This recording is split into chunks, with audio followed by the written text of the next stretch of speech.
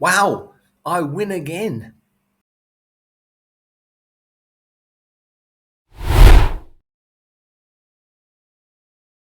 I received an email the other day, another one of those emails. What kind of email? Well, those which inform me that for some reason or other I'm about to come into a large sum of money. According to some of these, I've won a lottery that I didn't enter.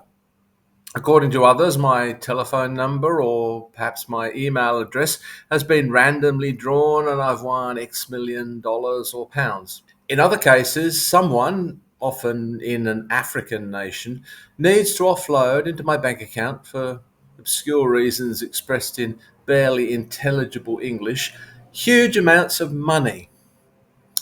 A lovely couple today, apparently from Great Britain, want to share with me their £1 million from their huge jackpot win. At least, I think it was £1 million. The placement of the decimal point after the one has me a little concerned. Here's the generous offer in full. Hello, my name is Adrian Bayford. I and my wife won a jackpot of 148 million GBP, August 2023, and have voluntarily decided to give out the sum of 1 million GBP, at least I think it's 1 million, to you as part of our own charity project to improve the life of others in your country. We are given 5 million to 5 unknown around the globe, so if you receive my mail, then you one of the lucky one. All you have to do is contact us back for details. You can also verify our winning £148 million on the below link. Now, oddly enough, I have a cousin whose surname is Bayford, but as far as I'm aware, there's no Adrian and they haven't come into a lot of money. So, how wonderfully generous of this couple.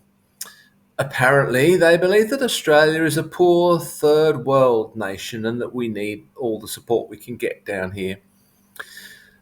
I think it's a shame, though, being from Britain and all, that these people seem to struggle with English. But then, maybe many English people do.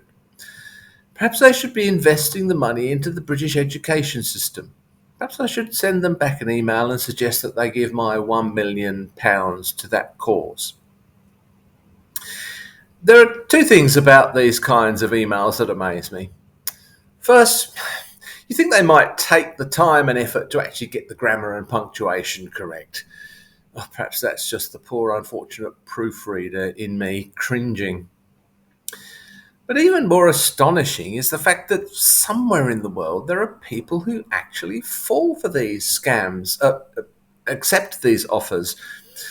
Apparently, there are enough people smart enough that it continues to be worth the effort to generate these generous offers. If news and current affairs shows are to be believed, the people who do accept these offers otherwise look quite normal, like you and me. So, why is this if it's not the plain and simple fact that these people are morons? Two things occur to me. The first is the dreaded what if.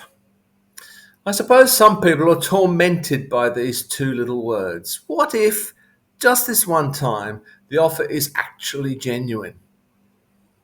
This is a bit like the gambler who believes that this time he's on a sure thing, or the person with an obsessive compulsive disorder who thinks that they should check just one more time to make sure that the iron is turned off, in case, just this one time, it isn't.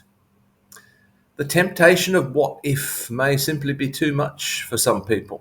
Fortunately, what iferism isn't one of the neuroses that I happen to suffer from. But after all, what could possibly be the harm in replying? To be honest, I'm not really sure.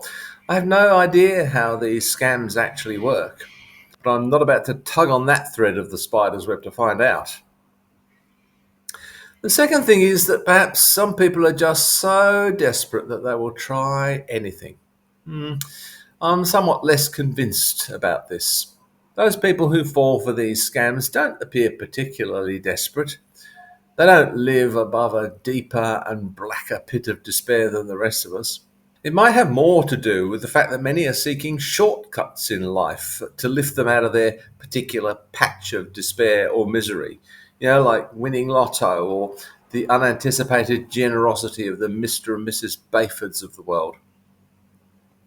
I suppose as some people fall for these scams, you and I will continue to receive similarly generous offers. But what if